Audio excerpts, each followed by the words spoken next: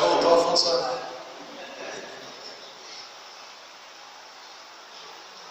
Abramos nossas Bíblias em Romanos capítulo 8.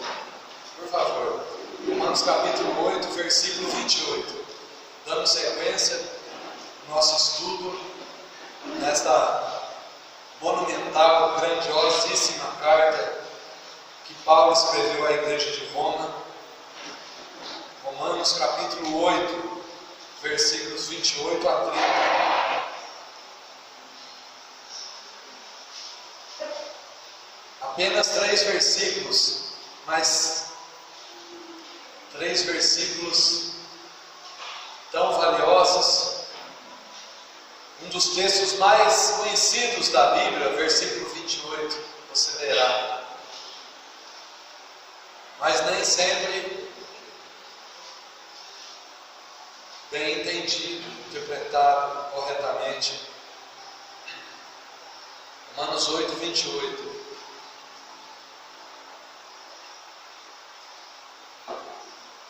Romanos 8, 28, Paulo diz assim: sabemos que Deus age em todas as coisas para o bem daqueles que o amam, daqueles que foram chamados segundo o seu propósito. Pois aqueles que de antemão conheceu, também os predestinou, para serem conformes à imagem de seu Filho, a fim de que ele seja o primogênito entre muitos irmãos. E aos que predestinou, também chamou. E aos que chamou, também justificou. E aos que justificou, também glorificou. Amém. Até aqui. O tema dessa manhã é a corrente de ouro da salvação. Quem nunca viu essa imagem aqui, nesta igreja local? Quem nunca viu? Alguns. O Lucas Couto já viu ali no computador, ele se lembrou. Em setembro, agosto, setembro de 2018, nós passamos pelos versos 29 e 30 aqui na Bíblia. Foi uma mensagem temática, né? Mas nós estamos voltando nela hoje porque nós estamos passando, hoje estudando toda a carta aos Romanos, chegamos novamente naquilo que vimos em setembro de 2018. A corrente de ouro da salvação, principalmente nos versos 29 e 30. Hoje veremos também o verso 28, inclusive 28. Então, nós iniciamos primeiramente o verso 28 que nos está no slide, quando Paulo introduz esse assunto acerca da corrente de ouro da nossa salvação. Paulo introduz essa mensagem, esse tema, no verso 28, ao dizer que sabemos que Deus age em todas as coisas para o bem daqueles que o amam, para o bem daqueles que foram chamados segundo o propósito dele, de Deus. Paulo diz que sabemos. É uma expressão que Paulo transmite convicção, segurança, certeza, uma fé resoluta, convicta. Paulo está dizendo: eu sei de alguma coisa, nós sabemos de alguma coisa, na qual ele se inclui também. Sabemos. O que Paulo diz que sabe?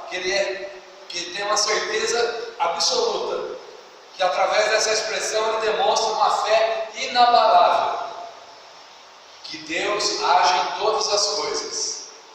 Paulo diz saber que Deus age em todas as coisas. Ou outra versão, talvez você esteja na sua mão, diz assim: que todas as coisas cooperam, todas as coisas trabalham juntas, cooperam, concorrem para o bem daqueles que amam a Deus. A NVI traz que Deus age em todas as coisas. Quais coisas Deus age? Muita gente pensa que é somente nas coisas boas, mas não. Todas não são só coisas boas, mas também coisas más. Sabemos que Deus age nas coisas más, mas também nas coisas boas. Com qual propósito? Para o bem daqueles que o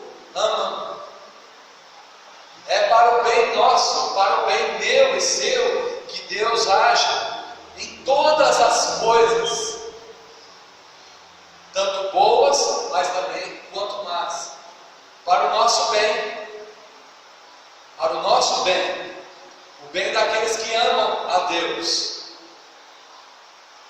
Outra coisa que precisamos entender de maneira breve: o que significa o bem aqui que Paulo quis dizer?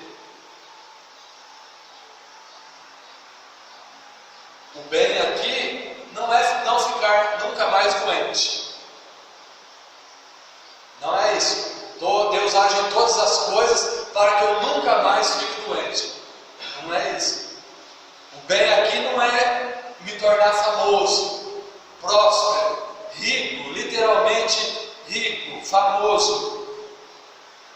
Deus age em todas as coisas para que eu fique próspero, que eu seja famoso, que eu me torne financeiramente rico, que eu nunca mais experimente dor, doença, enfermidade. O bem aqui não é ter um final feliz também. Sabemos que Deus age em todas as coisas para que o meu final seja feliz. Paulo não teve um final feliz. Você lê o finalzinho de 2 Timóteo, dá vontade de chorar. João Batista não teve um final feliz à vista dos nossos olhos. Nem Paulo, nem Estevão, nem o jovem Estevão também, à vista dos homens, ele não teve um final feliz. Jesus Cristo também, à luz, sob a nossa ótica humana, a visão humana, também Jesus não teve um final feliz. Mas o bem aqui que Paulo está dizendo, que Deus age em todas as coisas para o nosso bem, não significa essas coisas. Qual é o bem então que Paulo está dizendo? Que Deus age para que todas as coisas cooperem para o nosso bem, meu e seu. A resposta mais expressa ele vai dar no versículo 29, quando nós chegarmos nele, no próximo versículo. Deus age em todas as coisas para que nós sejamos conformados à imagem do seu Filho Jesus Cristo, o primogênito entre muitos irmãos. Esse é o propósito. Nós falaremos mais disso quando chegarmos no próximo versículo 29. Mas já de antemão, qual é o bem pelo qual Deus age em todas as coisas? Que sejamos conformados à imagem de Jesus Cristo, sejamos semelhantes a Ele. Por ora, Deus age em todas as coisas para que nós sejamos mais santos, mais separados desse mundo, dos seus valores, dos seus conceitos, dos seus ideais, das suas ideologias. É por isso que Deus age em todas as coisas, tanto nas boas, mas também nas ruins. Nós vimos na PIB de Mogi Guaçu, quarta-feira passada, quando Paulo trata do seu espinho na carne. O espinho na carne de Paulo. E eu disse ali, Deus agindo na vida de Paulo, de que forma? Colocando um espinho na carne de Paulo. Colocando um espinho na sua carne, para quê? Para matá-lo? Para destruí-lo? Para aniquilá-lo? Pelo contrário, para que ele fosse cada vez mais semelhante a Jesus Cristo. Cada vez mais humilde, cada vez mais servo, cada vez mais temeroso a Deus. Então é um exemplo rápido que eu trago da própria Bíblia, ilustrando o que Deus fez na vida de Paulo, agindo para que isso cooperasse para o seu bem, tornasse ainda mais parecido com aquele a quem ele pregava, Jesus Cristo ressurreto dentre os mortos. Então, esse é o bem. E o último ponto desse verso 28. Sabemos que Deus age em todas as coisas para o bem de quem? Para o bem de quem? De todas as pessoas na face da terra é que Deus age para o seu bem? Todas as pessoas, sem exceção, sem distinção, ou o próprio texto coloca um limitador: daqueles que o amam. Mas quem ama a Deus, segundo o apóstolo Paulo? Todos amam a Deus? Será que todas as criaturas sobre a face da terra amam a Deus?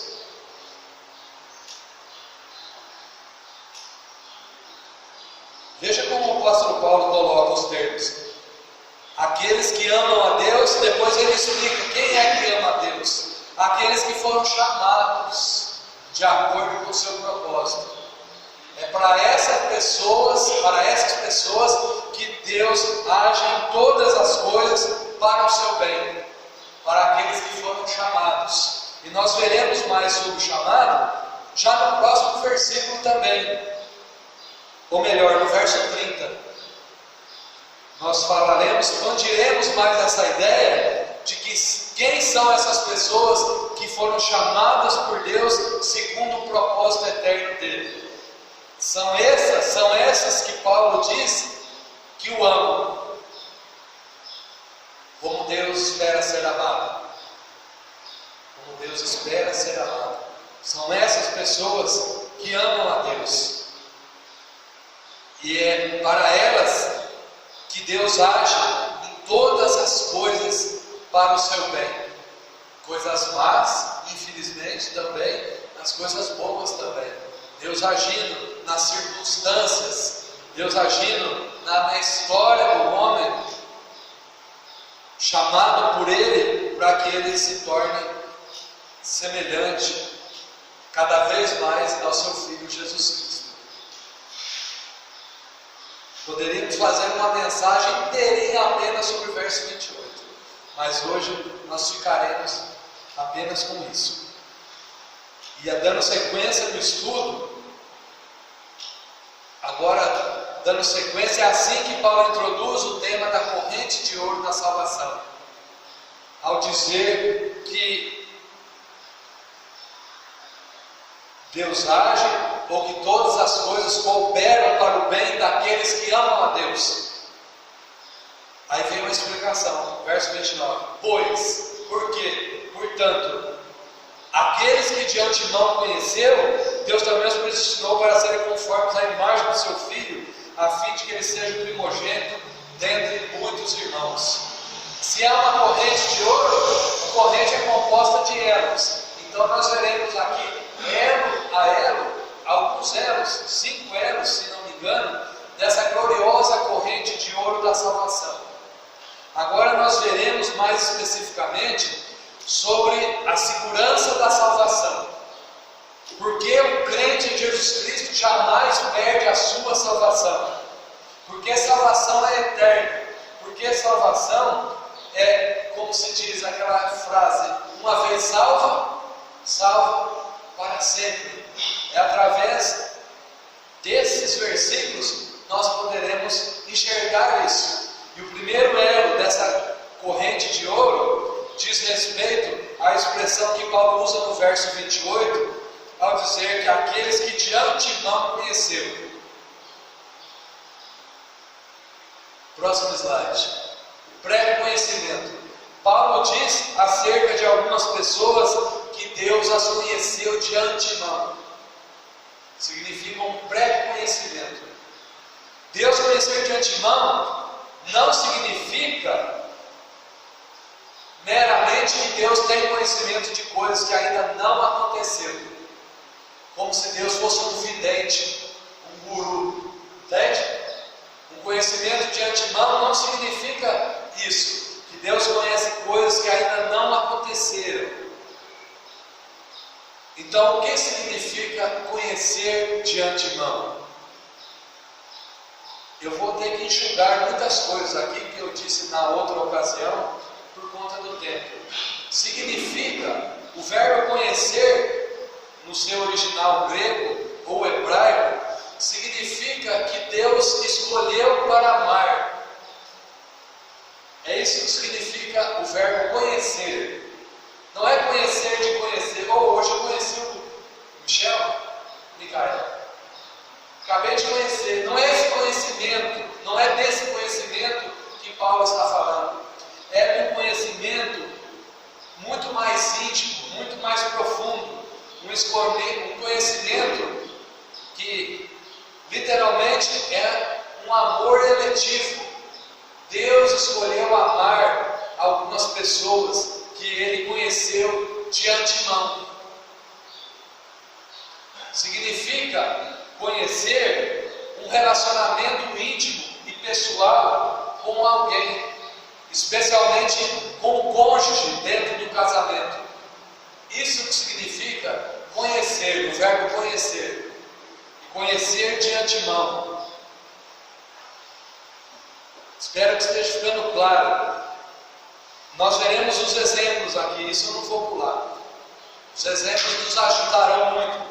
E em Gênesis 4, diz assim a Escritura: Adão conheceu Eva, sua esposa. Conhecer não é prazer, Eva, eu sou Adão. Prazer, Adão, eu sou Eva. Não é desse conhecimento. Adão conheceu Eva. Adão teve um relacionamento profundo, íntimo e pessoal com Eva no casamento, envolvendo relação sexual. É essa a profundidade da expressão conhecer. Outro versículo em Mateus 1,25: José não conheceu Maria enquanto ela não deu à luz a Jesus Cristo. Entende? José não teve um relacionamento íntimo e profundo com Maria até que desse à luz a Jesus Cristo. É desse relacionamento íntimo e profundo que Paulo está tratando, que diz que aqueles que Deus de antemão conheceu, aqueles que Deus de antemão teve um relacionamento profundo, íntimo e pessoal com eles. E Jeremias, que diz assim, Deus dizendo a Jeremias 1,5: Antes que te formasse no ventre, eu te conheci. Antes que te formasse no ventre. Significa conhecer de antemão que Deus amou de antemão, escolheu para colocar o seu amor em alguém. Não significa que Deus olha para o túnel do tempo e vê pessoas crendo e recebendo a Jesus Cristo pela fé. Não é isso que Paulo quer dizer. Deus olhando para o corredor da história e vendo a mim e a você recebendo a Jesus Cristo. Não é isso que Paulo quer dizer. Não é isso que o texto quer dizer. Lembra de Jesus em João capítulo 10, quando ele diz assim: Eu sou o bom pastor, conheço as minhas ovelhas e elas me conhecem. Prazer, ovelhinha Lucas, eu sou Jesus. Não é desse conhecimento. Jesus está dizendo que Ele conhece, Ele tem um relacionamento íntimo e pessoal com as suas ovelhas. E as suas ovelhas, de igual modo, para com o bom pastor. E em Mateus 7, para nós encerrarmos, quando Jesus diz palavras terríveis: Nunca vos conheci, apartai-vos de mim, vós que praticai a iniquidade. O que Jesus está dizendo ali com essas palavras? Nunca vos conheci. Ele nunca teve um relacionamento íntimo e pessoal com aquelas pessoas às quais ele está se dirigindo. Eu nunca vos conheci. Aqui cabe uma pergunta: será que Deus nos conhece? Será que somos conhecidos de Deus? Será que Jesus Cristo pode nos dizer a nós: eu conheço você, eu conheço você, eu conheço você, eu conheço você? Jesus diz que de alguns que ele não conhecia, ele dá a razão: praticais a iniquidade. Porque eles viviam como se não houvesse recebido uma lei para segui-la, iniquidade. Jesus diz que nunca os conheceu. Esse é o primeiro elo dessa corrente gloriosa da salvação. conhecimento de Deus. Deus conheceu pessoas de antemão e escolheu essas pessoas para amá-las com um amor eletivo, com um amor distintivo. Aí vem a objeção, né? Rapidamente. Mas por que Deus então não amou todas as pessoas? Por que Ele não escolheu amar a todas as pessoas? Que Deus injusto é esse que você está nos apresentando? Mas a pergunta correta não é porque Deus não escolheu amar a todos. A pergunta correta a se fazer é: por que Deus ainda escolheu amar alguém? Porque dentro de uma humanidade caída em pecado, ninguém merecia esse amor eletivo de Deus. Ninguém. Ninguém merecia ser amado por Deus. Mas Paulo está dizendo que ele escolheu amar alguns em detrimento de não merecer, porque todos pecaram. Ninguém, portanto, merece ser amado por Deus. Entende? O que está por detrás dessa apenas expressão aos que de antemão conheceu? Se alguém é amado por Deus dessa maneira, é um favor, é uma graça, é um dom imerecido. É disso que nós estamos falando, desse pré-conhecimento. O segundo grande elo dessa corrente de ouro da salvação Paulo diz que aos que de antemão conheceu, verso 29, também fez o quê? Predestinou. Essa é outra expressão bíblica que causa um alvoroço no meio cristão evangélico. Literalmente, predestinar significa dar um destino antecipado a alguém. Predestinar significa garantir que o resultado futuro aconteça. Predestinar significa assegurar que a salvação de determinada pessoa seja concretizada. A Bíblia fala sobre predestinação. Predestinar, dar um destino antecipado e seguro a alguém. Aqueles que Deus amou de antemão, Deus também fez mais uma coisa. Não só os amou, mas também os predestinou. Com qual finalidade Deus predestina? Verso 29. Olha o motivo. E aí voltamos nele. Para que sejam conformados a Jesus Cristo. Para que sejam restaurados à imagem do Filho de Deus. Portanto, aquele amor eletivo, que nada mais é do que a própria eleição de pecadores para a salvação, não é apenas para me salvar do pecado, mas também para me tornar santo. Olha a finalidade aí no verso 29. Para que serem conformes à imagem do seu Filho. Portanto, a evidência de eleição não é uma vida santa. Me desculpe, voltando. Portanto, a evidência de salvação ou de eleição é uma vida santa. Uma vida santificada é evidência de ter sido amado por Deus de antemão, de ter sido predestinado por Ele para essa vida santa. Por isso, santificação, vida santa, é uma evidência da eleição. Deus está preocupado em nos tornar cada vez mais santos. Essa é uma preocupação de Deus. Eu disse isso quarta-feira passada, lá em Tiguaçu, com outras palavras. Satanás está preocupado em nos tornar cada vez mais ímpios, cada vez mais impuros, cada vez mais pecadores, mais perversos. Mas Deus está preocupado em nos tornar cada vez mais santos.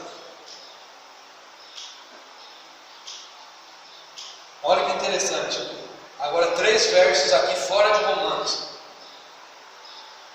Não fomos eleitos por causa da nossa fé, mas para a fé em Jesus Cristo. Não foi porque Deus viu fé em mim num futuro distante que Ele me elegeu para a salvação. O contrário, eu tenho fé em Jesus Cristo porque Deus, num passado muito remoto, antes da fundação do mundo, Deus colocou em mim e em você o seu amor eletivo. E porque Ele colocou o seu amor em nós, é porque nós podemos crer no tempo e no espaço em Jesus Cristo. Atos 13, 48. Preste muita atenção. Ouvindo isso, os gentios alegraram-se e bendisseram a palavra do Senhor, em especial agora. E creram. Quem creram? Todos os que haviam sido designados para a vida eterna. Todos os que haviam sido designados para a vida eterna, creram. Atos 13, 48. Anota aí na sua Bíblia. Não fomos eleitos por causa da nossa fé, mas para a fé em Jesus Cristo. Segundo texto, Efésios 1, 4. Não fomos eleitos também por causa da nossa santidade. Deus viu, nossa, mas aquele homem ali é muito santo, aquela mulher ali também é muito santa, por isso, anota aí, fulano, marca aí daí. Não, Deus não nos elegeu por causa da nossa santidade, mas para a santidade.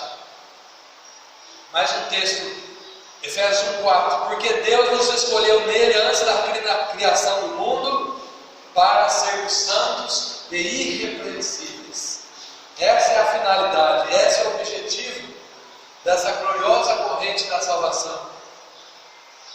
Santificação. Para a santidade é que Deus faz o que faz. E terceiro e último, Efésios 2, verso 10. Não fomos eleitos também por causa das nossas boas obras, mas para as boas obras. Porque somos criação de Deus realizada em Cristo Jesus para fazermos boas obras. Efésios 2, versículo 10. E não o contrário, porque Deus viu boas obras em mim, em você, em outras pessoas, é que Deus se compadece. Não, sem a causa fundamental, esse amor eletivo sendo colocado em nós, ninguém faz boas obras, ninguém vive vida santa, ninguém crê em Jesus Cristo. Se não é Deus agindo primeiramente em nós. Portanto, a pergunta aqui que nos cabe: nós estamos cada dia mais parecidos com Jesus Cristo? Ou cada dia mais parecidos com o mundo? Estamos crescendo em santidade? Estamos crescendo na estatura e semelhança de Jesus Cristo? É possível encontrar os frutos de arrependimento na minha e na sua vida?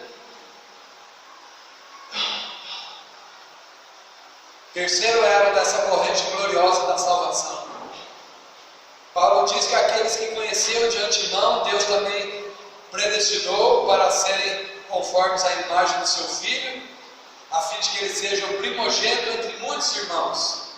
Todos os cristãos são irmãos de Jesus Cristo. Jesus Cristo é nosso irmão mais velho, por isso é o primogênito, o primeiro que ressuscitou dentre os mortos. A semelhança dele é que Paulo diz que espera que nós sejamos também, por meio dessa obra que Deus está fazendo, através dessa corrente gloriosa da salvação. Agora, o terceiro elo da corrente de ouro. Paulo diz também que Deus chamou, não só predestinou, assegurou um futuro antecipado para pessoas, mas também chamou. Deus chamou. O que é esse chamado? Lá no verso 28, diz que daqueles que foram chamados de acordo com o seu bom propósito. Aqui Paulo diz no verso 30 que Deus chamou. O que é esse chamado? No que consiste esse chamado? Há dois tipos de chamado que a teologia distingue: o chamado geral e o chamado especial, o chamado interno e o chamado externo, o chamado ineficaz ou o chamado eficaz. Essas são as terminologias que os teólogos utilizam para falar desse chamado. Primeiro vamos ver o chamado geral, o chamado externo, o chamado que é resistível. É aquele chamado que atinge apenas os nossos ouvidos. Por isso ele é externo. Vem até aqui, aos ouvidos. E esse chamado que é externo, ele também é resistível. É o chamado ao arrependimento que os pregadores fazem por meio da pregação do Evangelho. Todo momento que alguém está pregando o Evangelho, está evangelizando alguém particularmente, ou está pregando num culto público, ou em qualquer outra situação, no acampamento de retiro de carnaval, toda vez que a pregação do Evangelho está sendo proclamada, o chamado geral está sendo anunciado. Deus está chamando as pessoas, Deus está chamando os pecadores.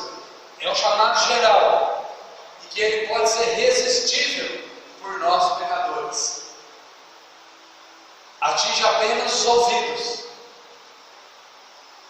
Mas Paulo está falando aqui não desse chamado, está falando do chamado interno, eficaz, irresistível. É o chamado também conhecido como graça irresistível, ou vocação eficaz. No que consiste esse chamado especial ou interno? Ele é interno porque difere do externo que atinge apenas o ouvido. O interno atinge o coração. Por isso ele é interno, porque ele desce do ouvido e vai para o coração, para as entranhas, para as nossas entranhas. Interno porque o chamado alcança o coração totalmente depravado do coração do pecador impenitente. Por isso que ele é interno.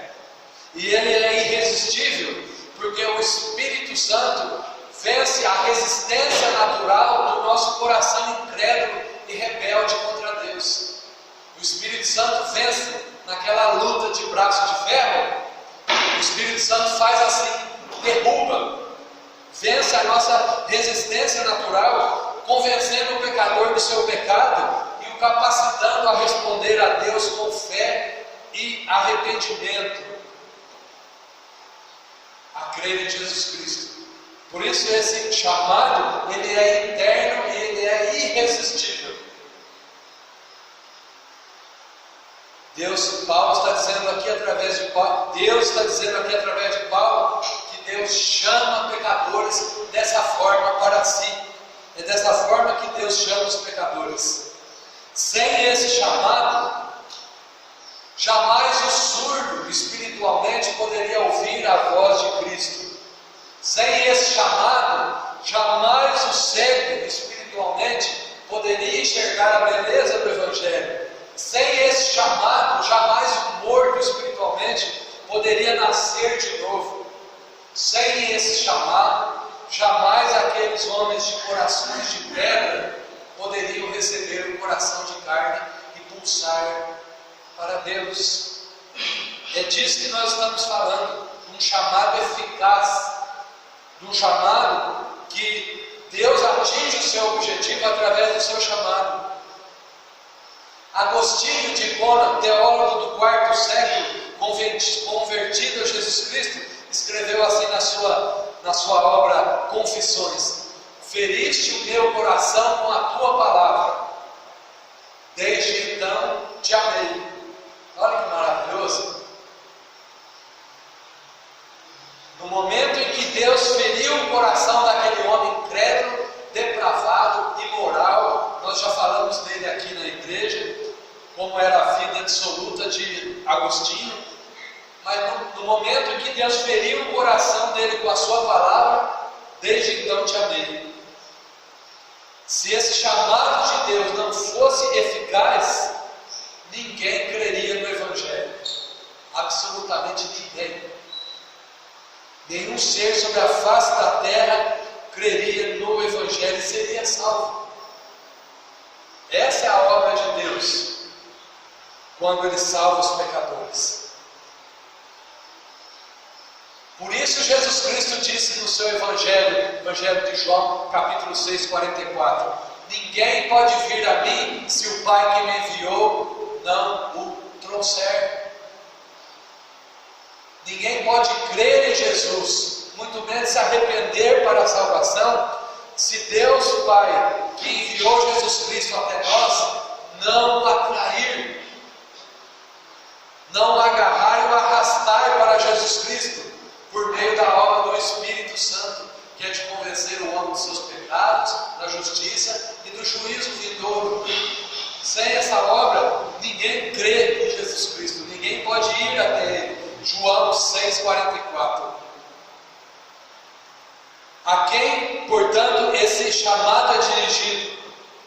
A todos aqueles que Deus predestinou para serem conformes a Jesus Cristo. A todos aqueles que Deus de antemão conheceu. Veja que é uma corrente, um elo entrelaçado no outro. Começa no primeiro e vai se estendendo. A todos aqueles que Deus predestinou para serem conformados a Jesus Cristo. Dou um exemplo aqui. Sem esse chamado eficaz, interno, irresistível, jamais Mateus teria se levantado da coletoria e seguido a voz do seu mestre. Mateus, levanta e segue. Sim, Senhor. Sem esse chamado, jamais Zaqueu subiria naquela árvore. Lembro do Jean aqui, pregando em Mateus, pregando sobre Zaqueu, uma terça-feira. Primeiro culto aqui desse local. Sem esse chamado, Zaqueu jamais seguiria Jesus. E da mesma forma, Pedro deixaria suas redes, o seu barco. Sem esse chamado, jamais Tiago. Sem esse chamado, jamais Paulo creria em Jesus e pregaria o Evangelho do Filho de Jesus, do Filho do seu amor. Sem esse chamado, Paulo seguiria reto, resoluto até Damasco e ali prenderia mais cristãos, talvez até executaria mais cristãos em Damasco, se não fosse esse chamado interno.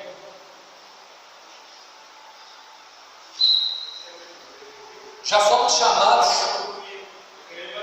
eficazmente por Jesus Cristo. Você já ouviu a voz do bom pastor? Você já recebeu um coração de carne? Através desse chamado eficaz. Quarto elo e último, é isso? Penúltimo. Aos que chamou, Deus também justificou. Justificou. Aos que Deus chama, Ele também justifica. Falamos algumas vezes sobre essa gloriosa doutrina aqui da justificação pela fé. Justificar não significa primeiramente justificar alguém, não significa tornar alguém justo, tornar alguém impecável, tornar alguém justo e reto de forma que ele nunca mais vá pecar. Porque algumas denominações acreditam nisso, que o crente em Jesus Cristo ele se torna impecável, nunca mais peca. Não é isso que nós cremos acerca da justificação pela fé somente em Jesus Cristo. Justificar significa ser meramente declarado justo por Deus no seu tribunal celestial. É Deus batendo carimbo no final daquele processo e declarando o pecador culpado pelos seus pecados, inocente, absolvido, declarado justo diante do meu tribunal. Não cabe mais recurso, não cabe mais acusação, não cabe mais literalmente absolvido, inocentado, culpa cancelada. Justificar significa, portanto, o ato pelo qual Deus declara justo aquele que, mediante a fé em Jesus Cristo, arrepende dos seus pecados. Essa é a definição. O ato pelo qual Deus, na condição não de pai, não de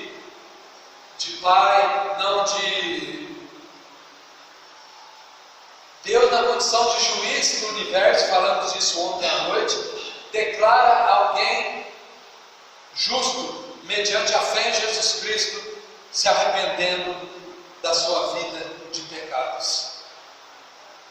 Deus diz que Deus não só chama, mas também que Ele justifica. Justificar significa estar livre da culpa do pecado. Justificar significa que a sua e minha dívida para com Deus foi totalmente quitada.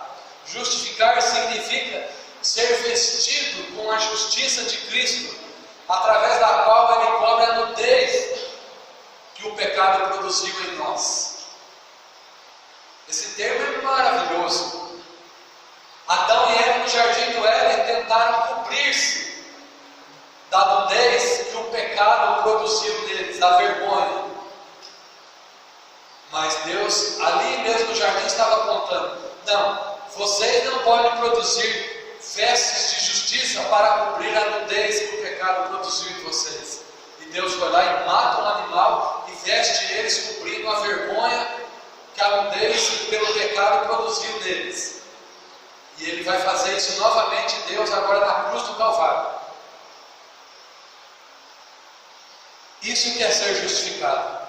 É ser vestido, coberto, literalmente coberto com a justiça de Jesus Cristo, que Ele conquistou pelos seus méritos na cruz do Calvário, tanto pela sua obediência na sua vida, como pela sua obediência na sua morte, ao se entregar voluntariamente pelos nossos pecados. Isso é ser declarado justo. É isso que consiste a justificação pela fé em Jesus Cristo e não pelas obras da lei. Significa, por último, que a justiça infinita de Cristo foi depositada na conta de um miserável pecador como eu e como você. A justificação ainda traz a ideia do que? De Cristo depositando na nossa conta bancária um valor sem fim, um crédito sem fim, capaz de cobrir todos os nossos pecados. É dessa justiça que Paulo está falando, uma justiça infinita depositada na conta de nós devedores, pecadores, devedores para com Deus. Paulo diz, portanto, que Deus conhece de antemão, que Deus predestina, que Deus chama eficazmente dentre os mortos para terem vida eterna, que Deus justifica pecadores indignos de serem declarados justos, mas Deus faz isso por causa da sua graça, mediante a fé em Jesus Cristo. E o último elo da corrente, Deus não só justificou, bem como glorificou. Esse é o quinto e último elo. Glorificou. Glorificar significa assumir um corpo incorruptível, assumir um corpo imaculado, imortal, assumir um corpo espiritual, como diz lá em 1 Coríntios capítulo 15. Paulo descreve ali, os irmãos viram com o Gideão algumas semanas atrás.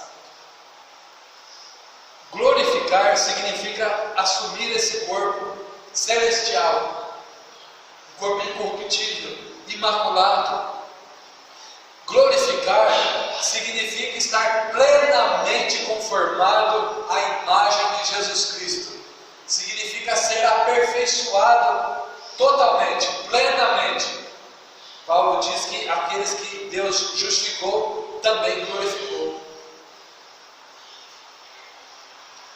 Significa